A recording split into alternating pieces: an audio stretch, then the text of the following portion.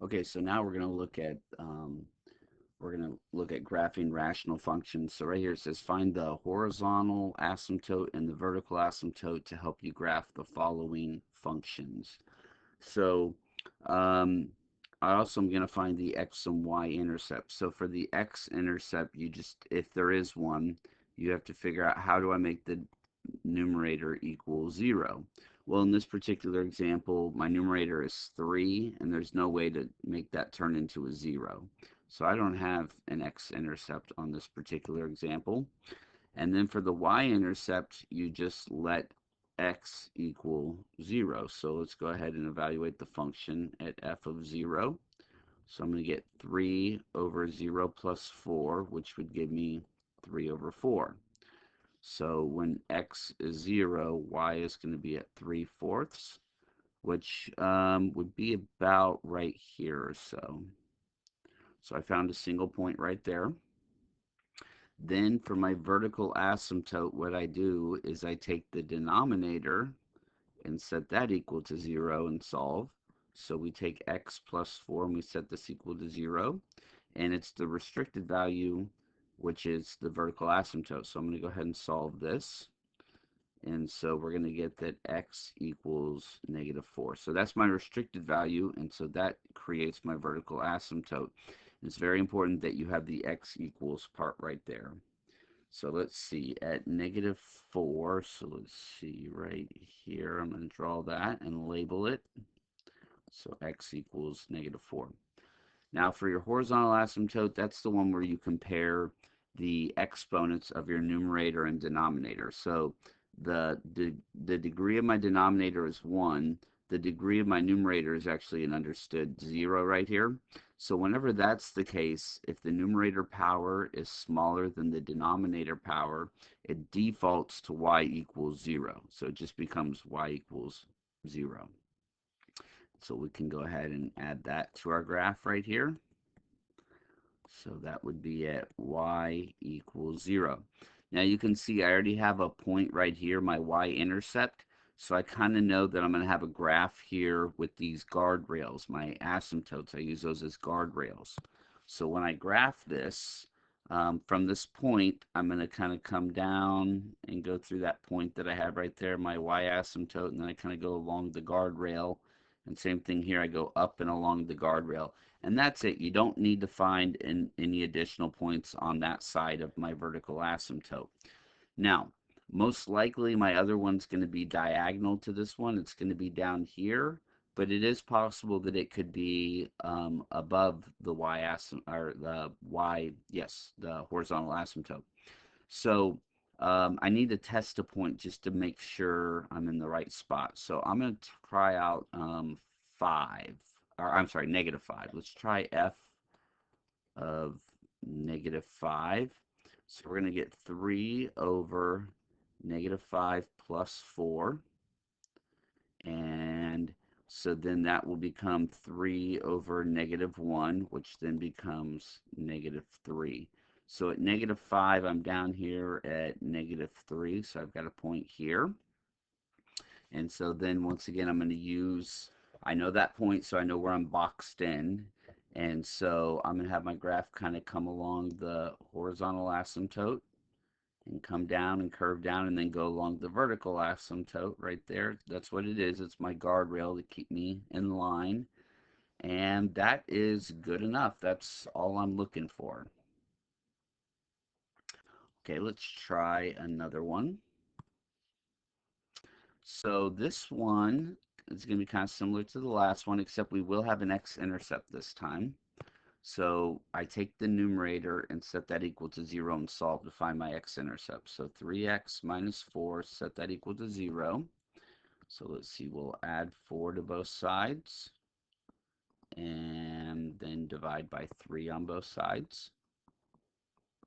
And so I'm going to get x equals 4/3. So when x equals 4/3, my y value would come back as a 0 because that makes my numerator equal 0. 0 divided by whatever I end up with on bottom, it doesn't matter. My numerator is 0. So then my y value would come back as a 0. Then for my y-intercept, we're going to let x equal 0. So I'm going to evaluate the function at f of 0. So that's going to be 3 times 0 minus 4 over 0 plus 3. Well, anything attached to a 0 pretty much goes away. So then we're left with negative 4 thirds. So when I let x equal 0, my y value is negative 4 thirds. And then if you remember for our vertical asymptote, you take the denominator and set that equal to 0 and solve. And so we'll subtract 3 from both sides. And so we have x equals negative 3. So that's my vertical asymptote. Go ahead and put that on here. So that's at x equals negative 3. Now on my horizontal asymptote, this time the powers actually are the same, right? The degree of the highest term on top and bottom are the same. So when that happens, you just take the ratio of the coefficients of 3 over 1. So you're going to have y equals 3 over 1, or just simply y equals 3 right there. And so let's see, that's going to be right about here. And so that's at y equals 3. And then let's plot the points I know. So I know I have an x-intercept at 4 over 3, which is about 1.33, right? So at about 1.33, we'll say about right there. That's fine. Okay. And then we also have one at 0, negative 4 over 3, which would be about right there. And so I have 2 points on the right side of my vertical asymptote. And so that's good enough to kind of get a little sketch of this. And so once again, it's going to have that curve to it, and it's going to go towards those guardrails, towards your asymptote like this, and then going up and curving up towards this other asymptote like that. That's all I'm looking for. I don't need you to find more points than those two that are already right there. And so then once again, on the left side of my vertical asymptote, it could be here or it could be up here. Most likely it's diagonal, so most likely it's going to end up here, but we just want to be sure. So what I'm going to plug in, I need to plug in something to the left of my vertical asymptote. So I could plug in negative 4, um, or I could plug in like negative 5. I think negative 4 is going to give me a pretty big number. So I'm going to go with negative 5. I think negative 5 will be a little bit better. You could try negative 4 also just to see if you want to. But I'm going to try negative 5. So let's see.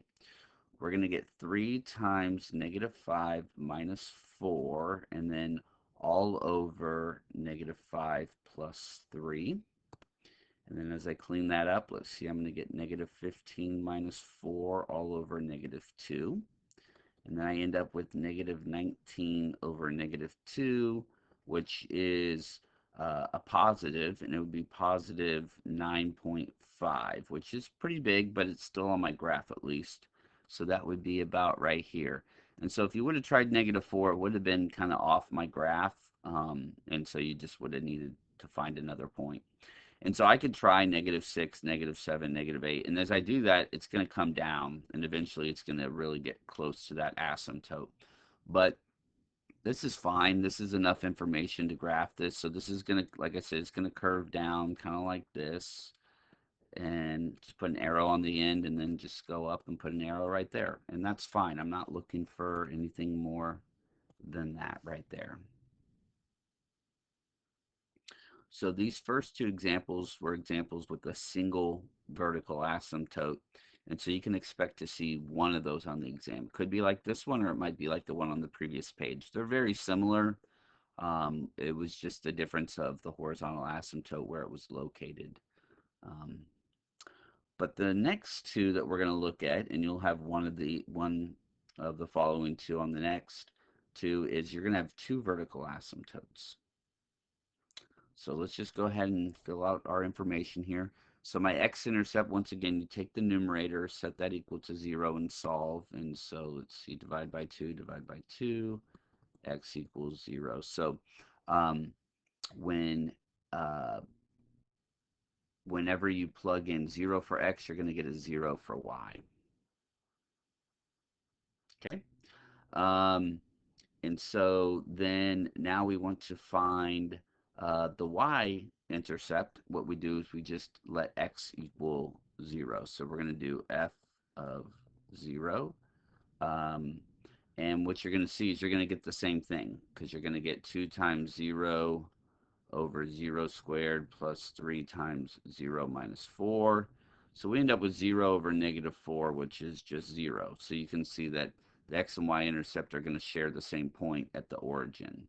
So we are going to have that right there. Okay. Then the vertical asymptote is where you take the denominator and set that equal to 0. So for our vertical asymptote, we're going to take x squared plus 3x minus 4 and set that equal to 0. And let's see, this should factor into x plus 4, x minus 1 equals 0. And then you take each one of these and set these equal to 0 and solve, and so you should get negative 4 and positive 1. And those are actually going to be the vertical asymptote equations. X equals negative 4 and x equals positive 1. And so we'll go ahead and add that on here. So it negative 4 and at positive 1. Okay, so x equals negative 4, x equals positive 1. And then for our horizontal asymptote, the power on top is smaller than the power on bottom, so it defaults to y equals 0. And so we can go ahead and draw that on here.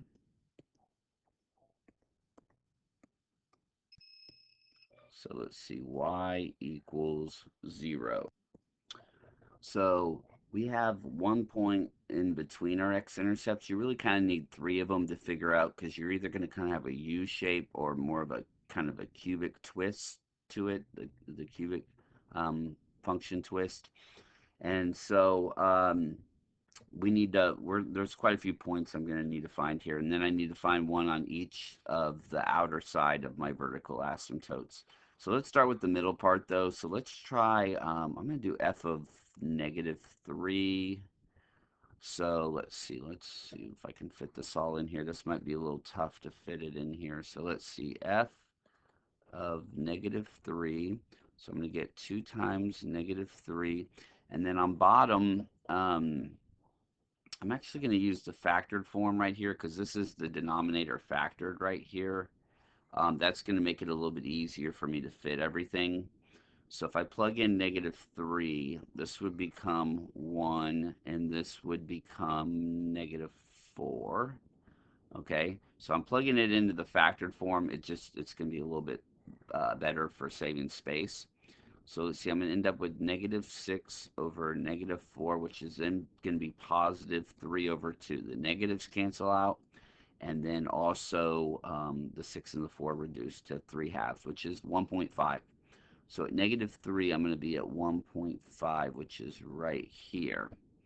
And so I can pretty much tell that this is probably going to have that cubic twist to it. It's probably going to come down and twist over and go down.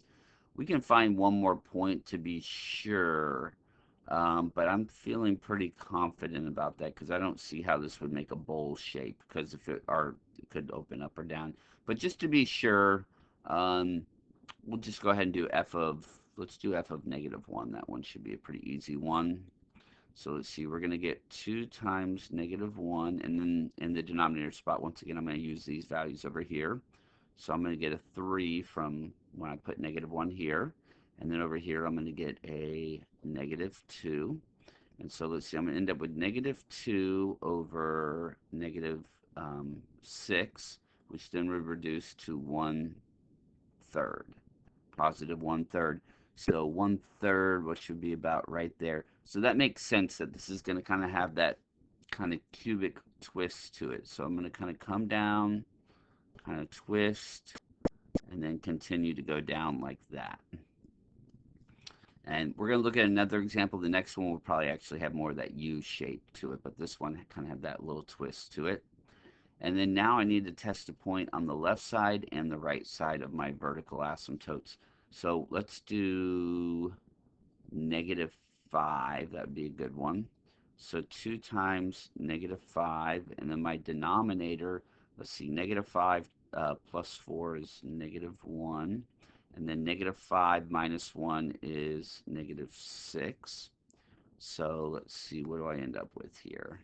On top, I've got negative 10, and on bottom, I'm going to have a positive 6, which that should reduce down to negative 5 thirds, which is about negative 1.66 repeating. So at negative 5, I'm going to be at negative 1.66 repeating about right there. And that, once again, that's going to be good enough. I'm ready to graph this, so I'm going to kind of come along this asymptote and then go down like this and just put my arrows on the end. And then most likely my other graph is going to be over here diagonal to this, but just to be sure, we're going to go ahead and do f of 2 to figure out where that point is to make sure it's above the horizontal asymptote. So let's do f of 2. So we're going to get 2 times 2 on top, and then on bottom 2 plus 4 is 6, and then 2 minus 1 is 1.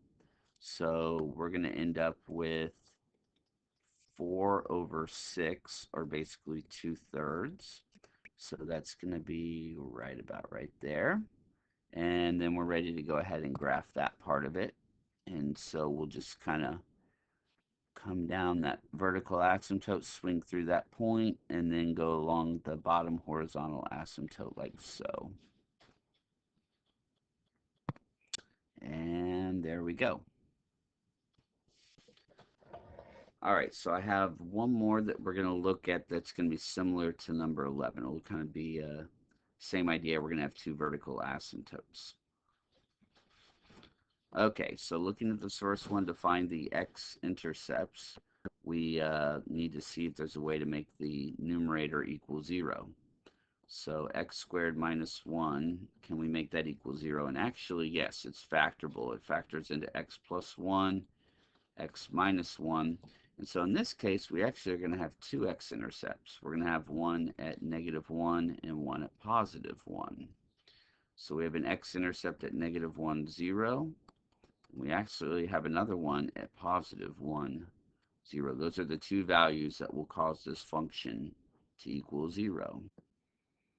For our y-intercept, we'll go ahead and let x equals 0 and see what we can get there. So 0 squared minus 1 over 0 squared minus 9.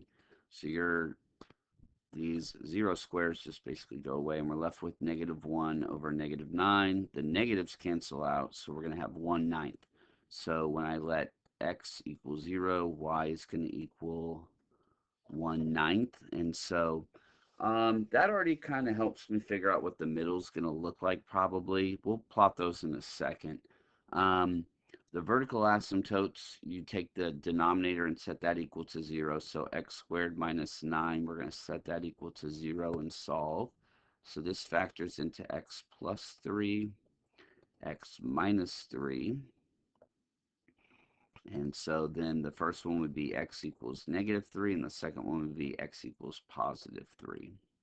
So x equals negative 3, and x equals positive 3. So let's go ahead and add those here. So negative 3 and positive 3.